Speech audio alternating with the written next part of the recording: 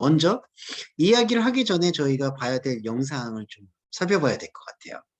오징어 게임의 영상인데 그 오징어 게임 영상을 여러분 정주행하신 분들도 계시고 또 아직 안 보신 분들도 계실 수가 있는데 학습하는 측면, 그러니까 비평하는 측면에서 한번 그 스토리라인을 조금 정리해보는 영상을 좀 볼까 해요. 한 15분 정도의 영상을 저희가 한번 보고 이 넷플릭스 드라마인 오징어 게임이 어떻게 전개가 됐는지를 좀 한번 살펴보도록 하겠습니다. 그리고 먼저 이 오징어 게임을 제작하신 분은 드라마 전문 감독님이 또 아니셨죠. 황동혁 감독님이라고 남한산성이나 도가니와 같은 좀 중요한 어떤 사회 문제나 이슈를 담고 있는 영화를 진중하게 담아내셨던 감독님이신데 이분이 각본도 직접 쓰고 감독님으로 활동을 한 요 연출작이 오징어 게임인데 그래서 그런지 처음에는 우리가 흔히 속칭 말하는 상당한 병맛이다. 그러니까 야, 이런 장르가 존재할 수 있을까? 그리고 어떻게 이렇게 좀 장난스럽게 만들 수 있지 하는 여러 가지 좀 우려의 시선도 있었지만 역시 황동혁 감독님이 지금까지 끌고 왔던 그 사회파적인 시각을 어떻게 보면은 장르의 컨벤션에 옮겨서 적확하게 풀어냈다라는 평가를 받기에는 부족함이 없는 것 같아요. 자, 그런 의미에서 우리가 이 플로잉을 한번 하이라이트 영상을 보시고 그리고 좀 더 의미 있는 대화를 나눠보고 오늘 토론 주제에 대해서 전체적으로 설명을 해드리고 마무리하는 시간을 가지면 좋을 것 같습니다. 자, 그러면 제가 화면을 공유하면서 다시 한번 이 하이라이트 영상을 감상을 해볼게요. 자,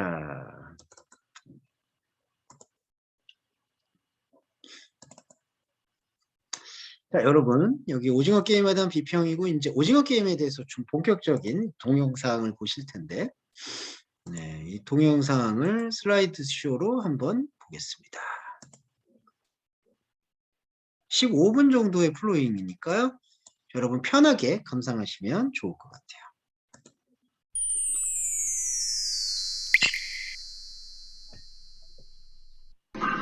총소리가 나고 목숨 건 줄다리가 시작됩니다.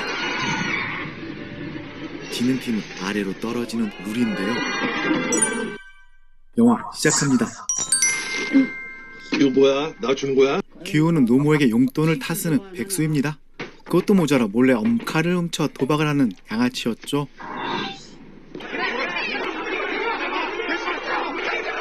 오늘은 운이 좋아 경마에서 돈을 따게 됩니다. 내가 뭐라 그랬어? 오늘 우리 딸내미 일해라고 그랬잖아. 뭐 치킨? 야, 그런 거 말고 더 비싼 것도 괜찮아. 경마에서 딴 돈으로 딸에게 허세를 부려보는데요. 알았어, 7시. 야, 오랜만이네. 그때 기훈을 찾는 남자를 발견하고 도망치지만 결국 붙잡혀 끌려가고 맙니다. 저 돈 있어요. 일단 이거 받으시고 나머지는 제가 다음 달까지 꼭.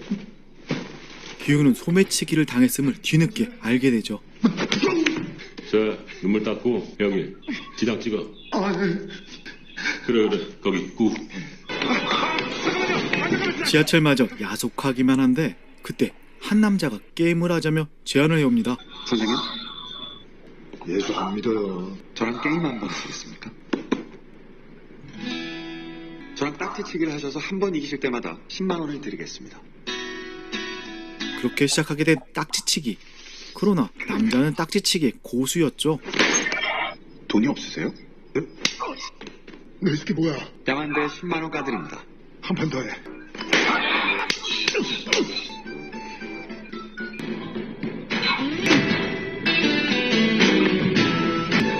그렇게 따기만 맞던 기훈은 드디어 통안의 승리를 얻게 됩니다.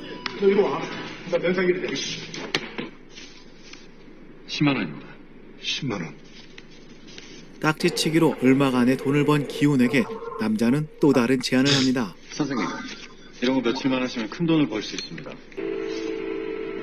빈자리가 얼마 안 남았습니다. 연락 주십시오.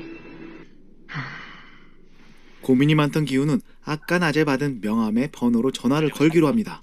저 낮에 명함 받은 사람인데요. 게임에 참가를 원하십니까? 그렇게 참가하게 된 게임장. 정말 많은 사람들이 모였는데 그곳에서 기훈에게 소매치겠던 여자도 보입니다. 널 여기서 더 만나네. 그 왈데 없는 년 먹여주고 재워주고 기술까지 가르쳐줬더니 내 뒤통수를 쳐? 응? 너 일로 와봐. 내 돈 내놔! 뭐야? 기훈의 도움으로 폭력은 일단락이 되고 운영진이 들어오는데요.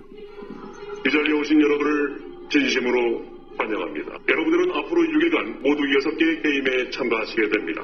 6개의 게임을 모두 이긴 분들께는 그에게 상금이 지급됩니다. 이제 6개의 게임 중 첫 번째 게임이 시작됩니다. 첫 번째 게임은 무궁화 꽃이 피었습니다입니다. 이후에 움직임이 감지되면 탈락입니다. 그럼 시작합니다.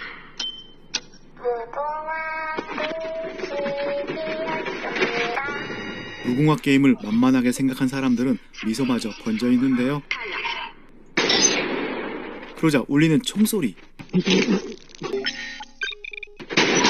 다시 총소리가 울리며 사람들 얼굴은 공포로 바뀌어 갑니다. 그렇게 움직임 센서에 노출된 사람들은 속절없이 저격을 당하며 게임에서 아웃되고 마는데요. 술래 로봇이 눈을 감자 그때 한 발짝씩 움직이는 할아버지 일남. 사람들은 할아버지를 따라 누구나 할 것 없이 발을 떼기 시작합니다.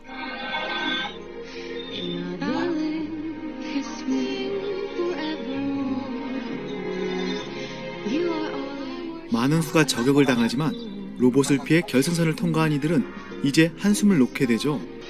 기훈은 발을 엇디뎌 넘어질 뻔하는데요. 외국인 알리의 도움으로 위기를 넘깁니다.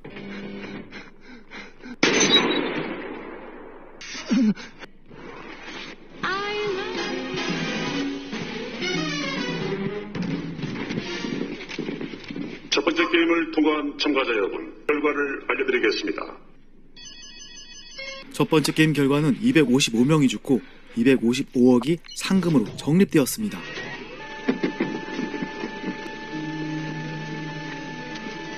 (255억의) 상금이 돼지 전통에 적립되었습니다. 한편 미녀는 화장실에서 숨겨둔 담배를 피우는데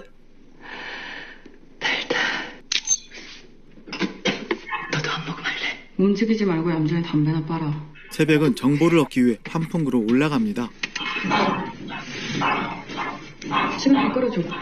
뭔가 알아내면 너도 알려줄 테니까.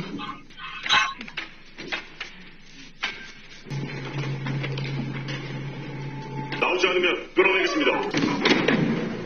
물 봐, 이 개새끼야! 냄새가 났어. 무슨 냄새? 설탕 냄새. 잠시 후 두 번째 게임이 시작됩니다. 이제 두 번째 게임이 시작되고 참가자들도 게임장으로 이동을 합니다. 두 번째 게임을 시작하기 전에 각자 앞에 보이는 4가지 모양 중 하나를 선택하여 그 앞에 서주세요. 본 거 말해주면 내가 뭔지 알아낼 수도 있어요. 설탕을 녹이고 있었어. 머리가 좋은 상호는 바로 설탕 뽑기라는 걸 알아내죠. 우리 다 같이 움직일까? 그건 위험할 수도 있어. 그럼 사부 말대로 일단 찢어져서 내가 삼각형으로 할게. 그럼 제가 구사하죠. 선택의 시간이 끝났습니다. 게임은 역시나 설탕 뽑기. 동그라미? 그나저나 우산을 뽑은 기훈은 어쩔. 이제 각자가 뽑은 모양대로 설탕 모양을 떼어내야 하는데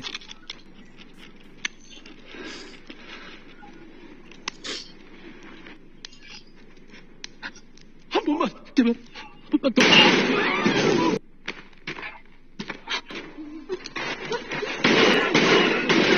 실패한 사람들이 연이어 게임에서 제외되고 미녀는 불에 달군 바늘을 이용해 비교적 쉽게 게임을 풀어갑니다. 동그라미. 9번 성공. 29번 357번. 기훈은 설탕 위로 떨어진 땀을 보고 불에 약한 설탕을 녹여 간신히 우산 모양을 떼어냅니다.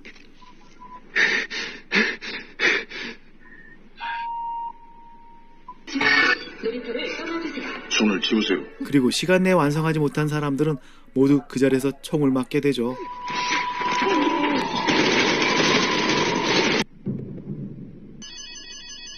적립되는 금액을 보며 사람들은 두려움보다 기대감을 더 갖고 있는데요. 그들은 모두 현실 속에선 지긋지긋한 빚쟁이들이었기 때문이었습니다. 참가자들은 10명씩 팀을 나누어 주시기 바랍니다. 어떻게 할래? 우린 이미 노인이랑 여자가 있으니까 나머지는 남자들로 뽑아야 돼. 단체전에서 모두가 등치 좋은 남자를 원하는 가운데 기훈의 팀은 노인과 여자들이 가장 많은 팀이었죠. 넌 누가 불러서 왔어? 여기? 내가 남자들로만 모으자고 했지. 분위기 쎄하네. 그냥 여기 앉아있어요. 아직 뭘 할지도 모르잖아. 팀은 선정 시간이 끝났습니다.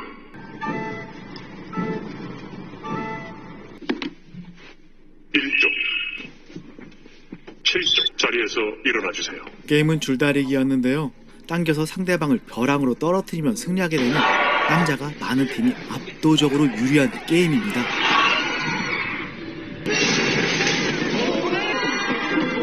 사조 5조 남자네. 줄다리기는 작전을 잘 짜고 단합만 잘 되면은 이길 수가 있어.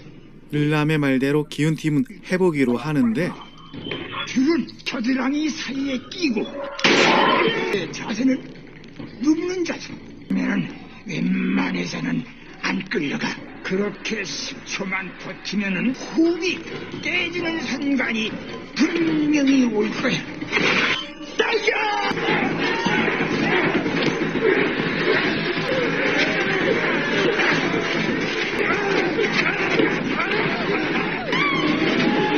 정신 차려. 내 말 들어. 내가 시도하면 나 세 발만 앞으로 가는 거야. 앞으로 가라고. 하나, 둘, 셋.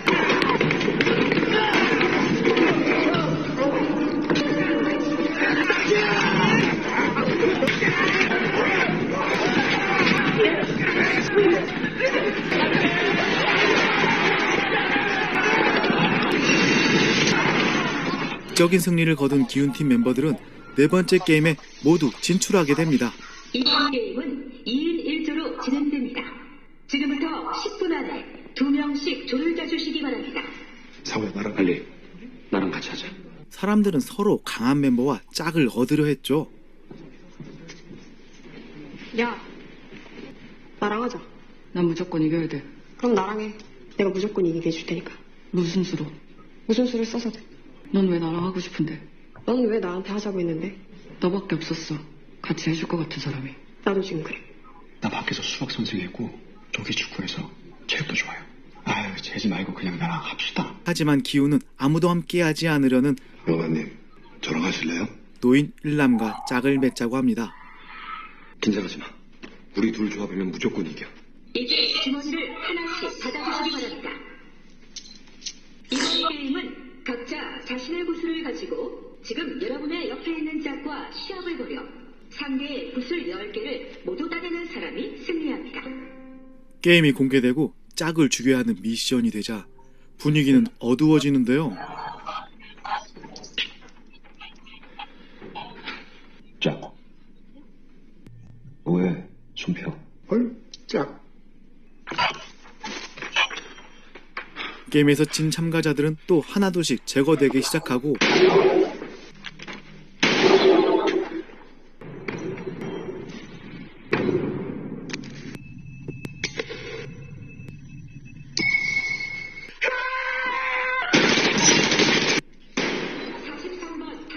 여기서 구슬을 던져서 저 벽에 가깝게 멈추는 쪽이 이기는 거야.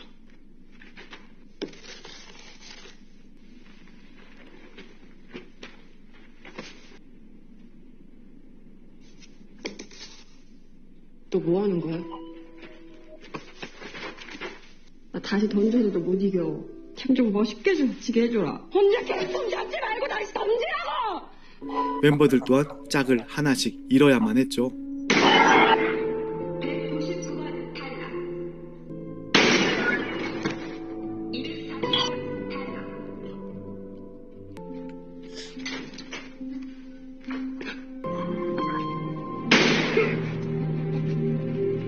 다섯 번째 게임에 오신 여러분을 환영합니다. 남은 사람은 16. 번호도 16번. 이번에는 번호표를 뽑아야 되는 상황인데 사람들은 안전한 중간 번호부터 뽑아갑니다. 여러분 앞에 있는 번호는 다음 게임을 시작하는 순서입니다. 신중하게 선택하시기 바랍니다. 1번 먼저 게임을 시작하자고. 제가 1번 하면 안 될까요? 태어나서 딱 한 번만이라도 제대로 살아보고 싶습니다. 그렇게 양보한 1번. 게임은 두 면에 깔려있는 강화 유리와 보통 유리를 선택해서 지나가야 합니다. 보통 유리를 밟으면 아래로 떨어지게 됩니다.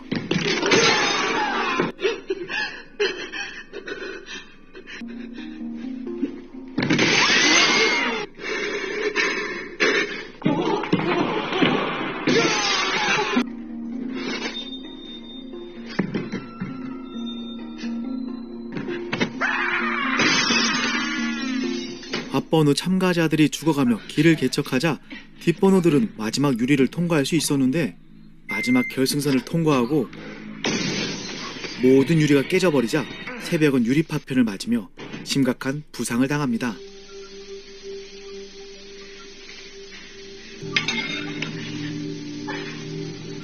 그리고 부상당한 새벽은 상우의 손에 죽임을 당합니다.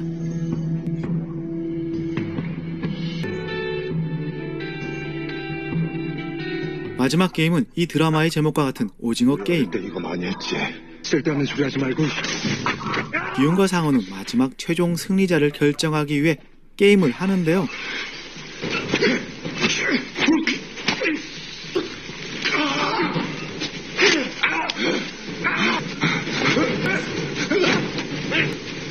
기훈과 상어는 심한 몸싸움을 벌이고 몸싸움에서 이긴 기훈이 상어를 죽이려다 차마 기훈은 상어를 죽이지 못해 상어는 자결을 선택하고 최종 상금 456억은 기훈이 가져갑니다. 게임이 끝나고 다시 현실로 돌아온 기훈에게 최종 상금 456억이 입금되어 있습니다. 기훈이 엄마 병원비를 가지고 도착했을 때는 엄마는 이미 혼자 쓸쓸히 돌아가신 후였죠. 그로부터 1년이 지나고 길을 가던 기훈은 지하철에서 게임맨을 다시 만나게 됩니다. 기훈은 그곳에서 명함을 얻어 다시 참가 신청 전화를 거는데요. 기훈이 비행기를 타며 시즌 1은 끝을 맺습니다. 잘 들어. 난 말이 아니야. 시즌 2에서는 게임장을 만든 사람들에 대해서 더 구체적인 스토리가 진행되지 않을까요? 이 게임장은 누가 만든 것이고 이 게임장을 만든 이유는 무엇일까요? 영상에는 시간상 미처 다 보여드리지 못한 부분이 많은데요. 영상의 내용이 더 궁금하신 분들은 본 영상을 찾아보시기 바랍니다.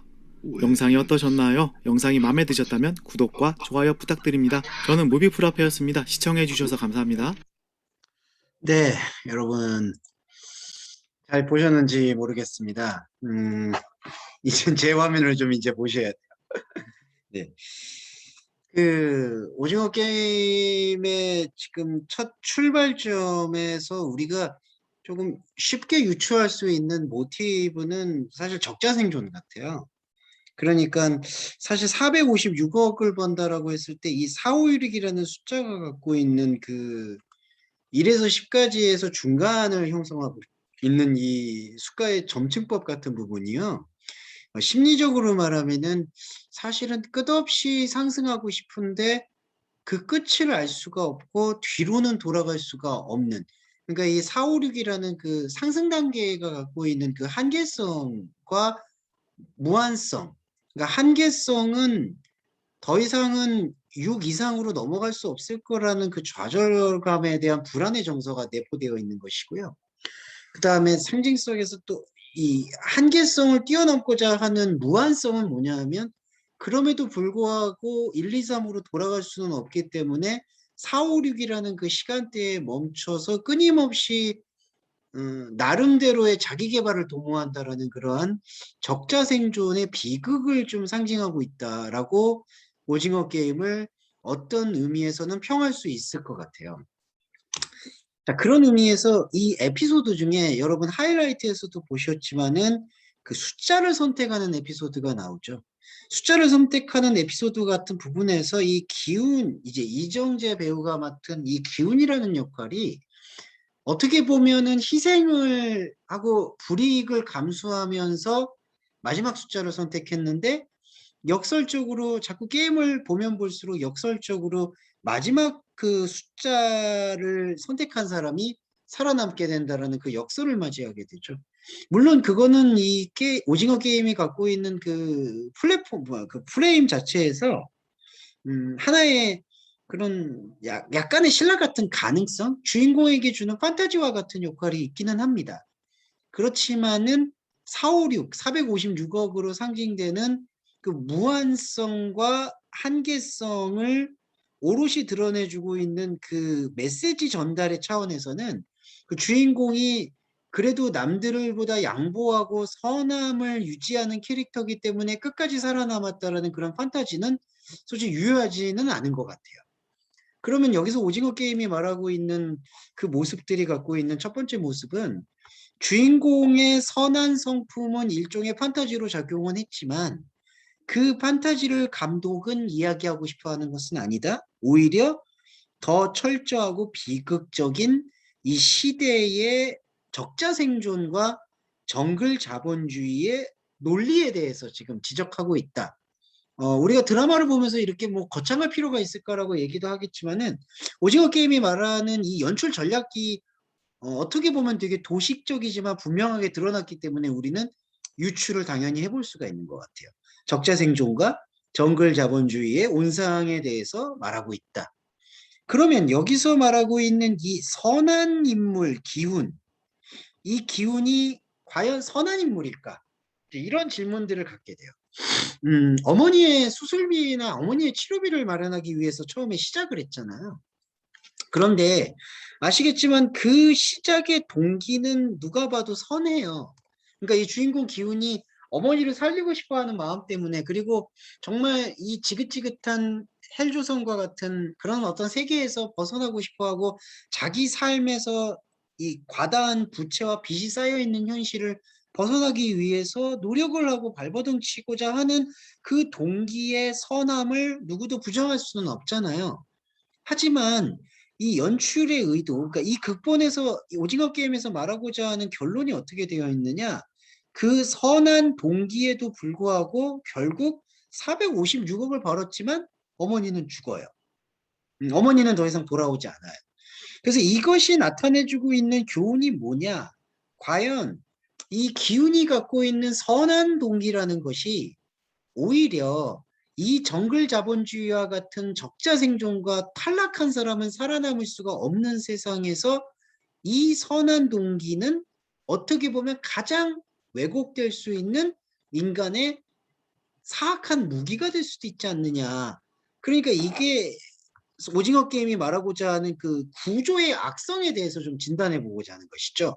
구조의 악성이라는 게 뭐냐 하면, 자, 이 천민 자본주의, 정글 자본주의가 형성되어 있는 이 스트럭처 안에서는 선한 마음을 가지면 가질수록 오히려 그 선한 마음이 자본주의의 경쟁 논리 속에서 피폐해지는 악의로 다시 탈바꿈될 수밖에 없다. 그러니까 그걸 우리가 이제 캐릭터의 흑화라고 얘기하는데, 이 캐릭터가 이렇게 검은색을 띠게 되는 그 동기가 오히려 선한 의지로부터 시작되고 있다라는 것을 이 극본 오징어 게임은 말하고자 하는 것이 아니겠느냐라는 거를 그 주인공이 어떻게 보면 이 부조리로 가득한 승자는 살아남고 패자는 죽을 수밖에 없는 이 구조 속에서 그 기운의 선함이 이런 식으로 역설적인 악행이 되어지지 않느냐.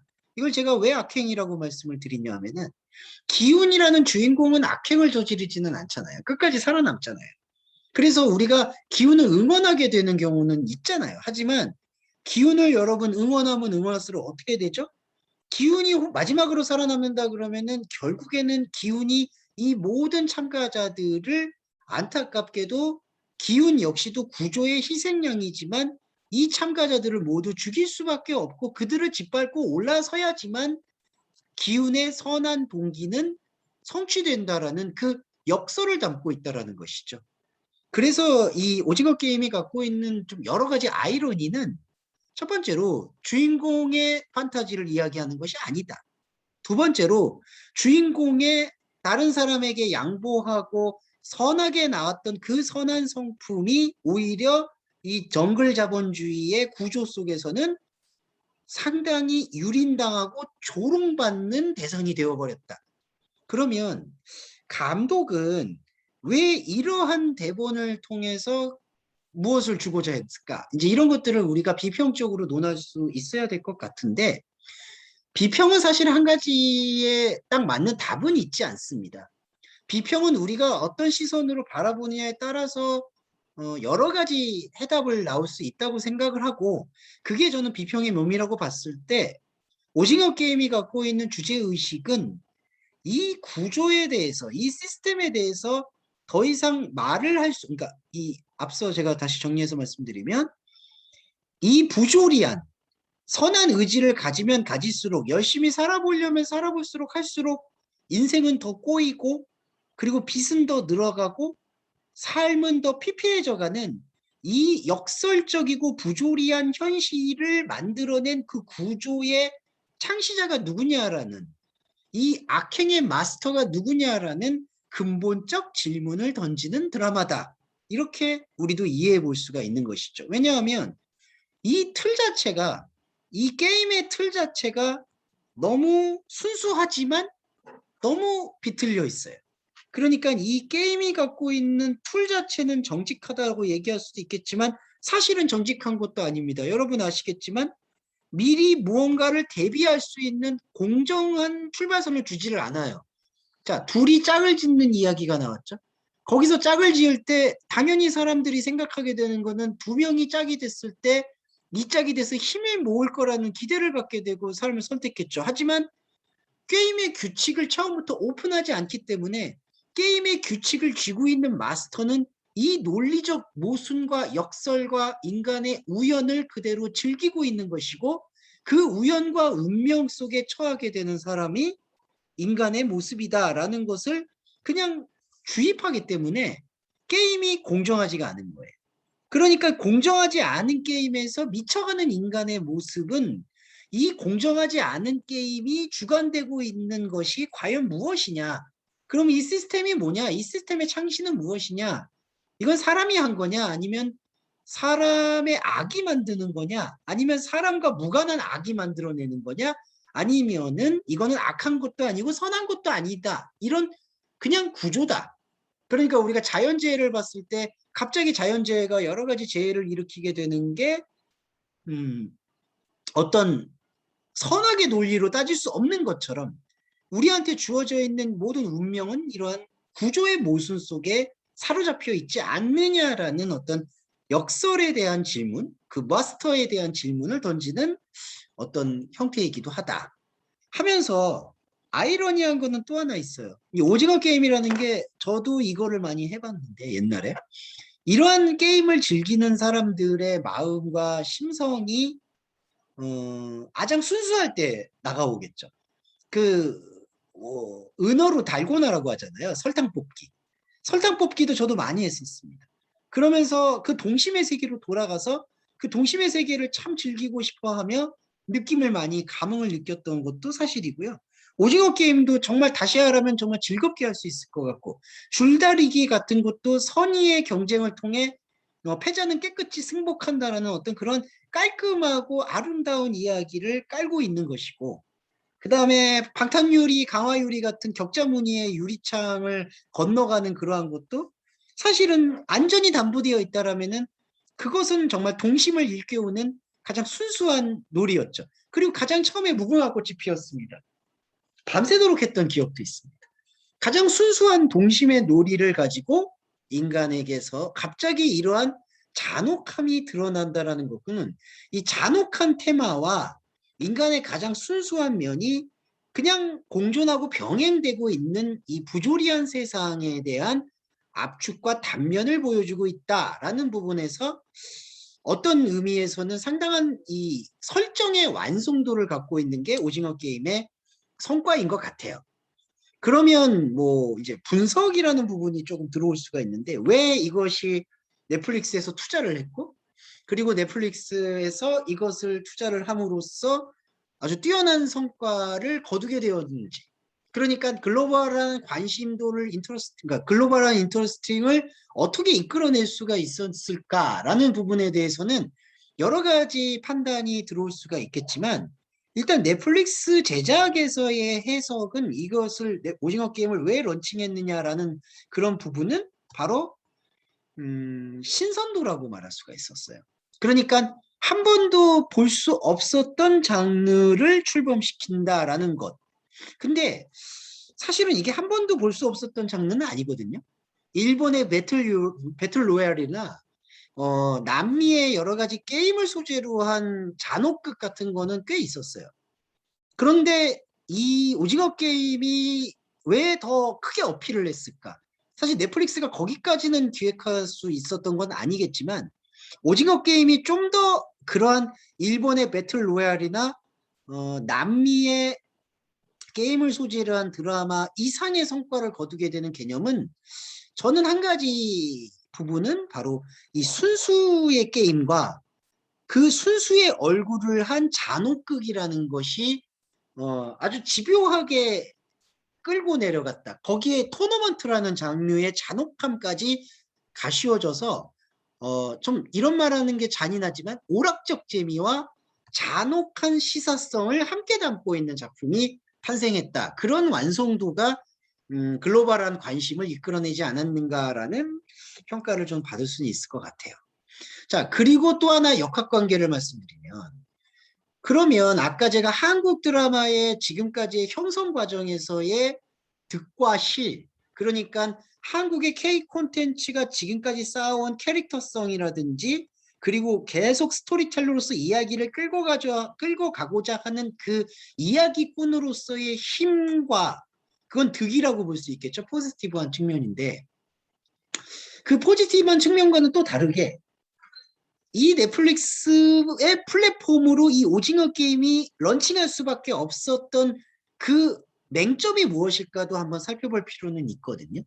맹점이 뭘까요? 왜 이 오징어 게임은 그렇다면은 바로 이 지상파 SBS나 TVN 뭐 아니면 이런 그 지상파 프로그램, 한국의 지상파 프로그램에서 방영되지 않고 넷플릭스로 직행해야 됐을까? 이거는 분명한 부분이 여전히 한국의 지상파 방송이나 여러 가지 부분에서는 실험적 소재라든지 도전하는 소재가 메인스트림이 아니라는 것을 반증하는 태도일 것 같아요.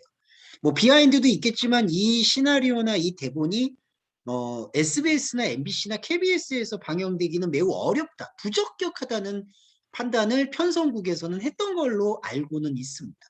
자, 그렇다면 이 부분에서 넷플릭스로 넘어갈 수밖에 없다라는 것은 소재적 도전을 사실은 여전히 많이 한다고는 하지만 한국의 드라마 플랫폼에서는 주저하고 있었던 것의 반증이다라는 것은 좀 씁쓸한 일면이고요. 그 다음에 넷플릭스 기업 자체가 갖고 있는 구조적인 맹점도 좀 짚어볼게요. 이게 지분 참여율이 아닙니다. 그러니까 넷플릭스는 저작권을 독식하는 형태예요. 물론 세부 사항은 제가 자세히 모르겠지만 넷플릭스는 자신들이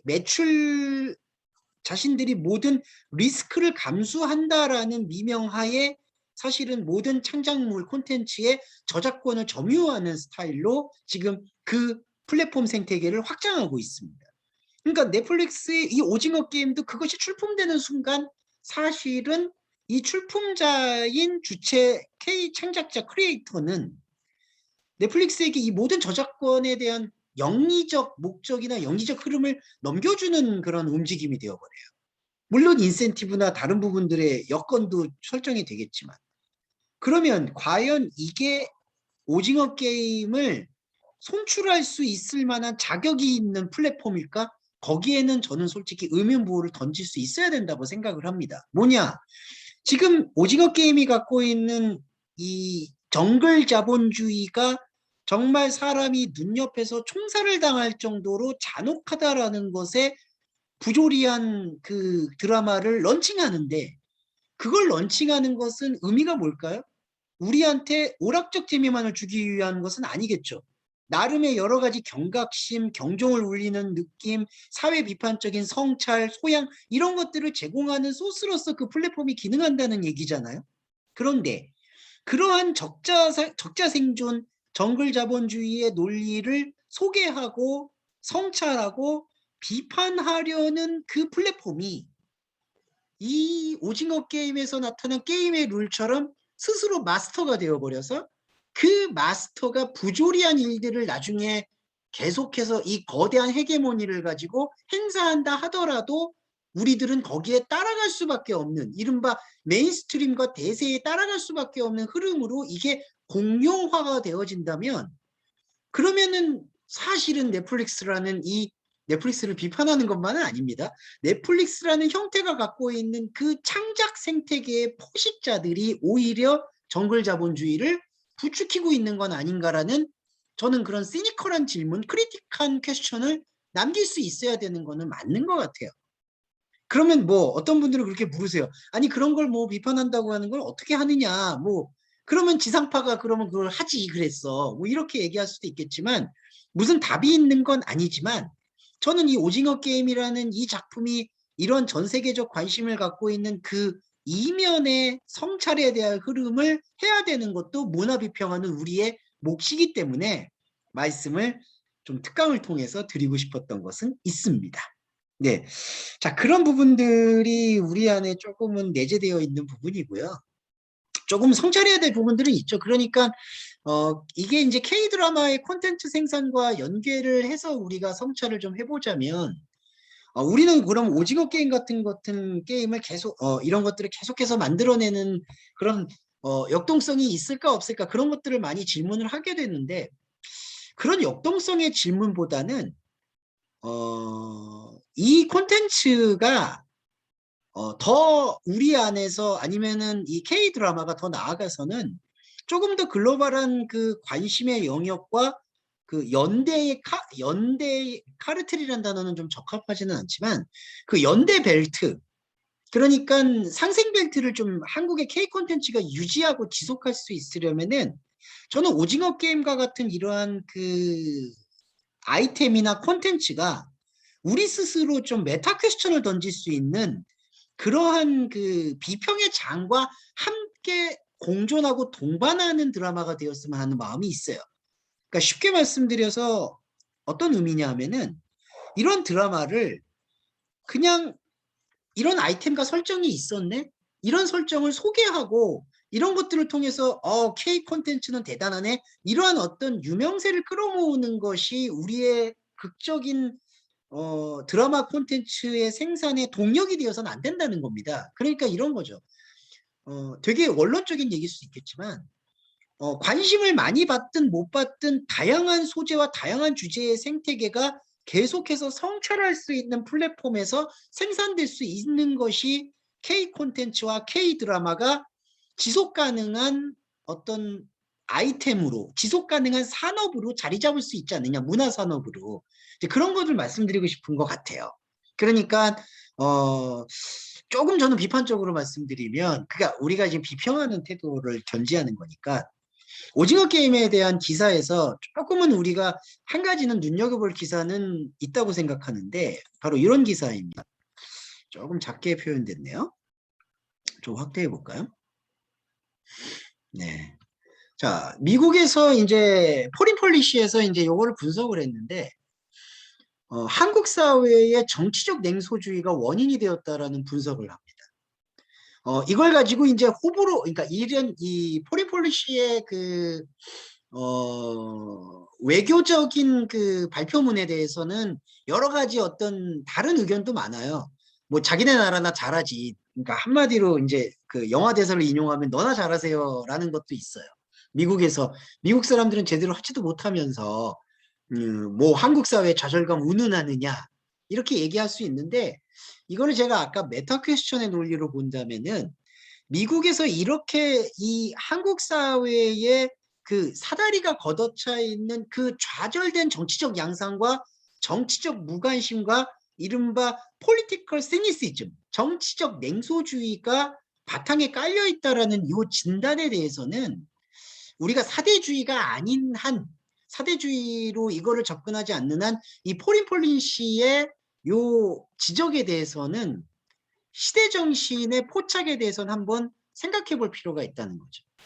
그러니까 현재 한국 사회가 사실은 이러한 이 부조리 극을, 이렇게 정교하고 드라마틱하게 묘사할 수 있다라는 것은 그 안에 리얼리티가 없고서는 드러내기 힘들다라는 그 진단에 대해서, 그러니까 우리 현재 한국 사회가 처하고 있는 이 시대 정신의 모순을 조금 반영하고 있는 부분에 대해서는 부정할 수는 없을 것 같아요. 그거는 저희가 2019년작인가요? 2020년작인가요? 좀 가물가물한데 2020년 기생충, 죄송합니다. 그냥 기생충 말씀드릴게요. 기생충의 작품화가 사실은 사회학적 시선에서 한국 사회, 동북아시아에서 한국 사회가 차지하고 있는 긴장과 냉소를 적나라하게 보여주고 있다. 그러니까 계층 간의 지하와 지상으로 나누어져 있는 도저히 계층 간의 이것이 이동할 수 없는 계층 이동의 한계에 대한 아주 극적인 알레고리를 기생충이 보여주었고, 그 극적인 알레고리를 미국 사회가 열광적으로 수용할 수밖에 없었던 것은 어떻게 보면은 그게 포스트 콜로니얼리즘 같은 그런 심리주의적 시각만이 아니라 미국 사회 역시 이러한 정글 자본주의로 인해서 더 이상 계급 이동이 어려워지게 되는 그러한 어떤 그 계급, 그러니까 신계급의 고착화를 단면적으로 지금 냉소하고 그 냉소에 공감하고 있는 거 아니냐라는 것으로 우리가 이 현 지구촌의 시대정신, 곧 현 지구촌의 시대정신과 더불어 한국 사회의 시대정신에 대한 냉혹한 성찰을 이루어내고 있지 않느냐. 여기에 대해서도 우리가 조금은 시선을 가져가 봐야 될 것 같아요. 네. 오징어 게임 비평이니까 이렇게 말씀을 드리는 건데, 근데 그냥 마냥 재밌게 볼 수가 없어요. 솔직히 지금 이 드라마 자체를 현실의 시대 정신과 빼놓고 본다면은 그거는 정말 그냥 슈팅 게임을 하는 식으로 보는 건데, 이 드라마가 그렇게 그냥 이렇게, 여러분 슈팅 게임 아시죠? 1인칭으로 막 적들을 향해서 총을 쏘는 그런 오락물은 아니지 않습니까?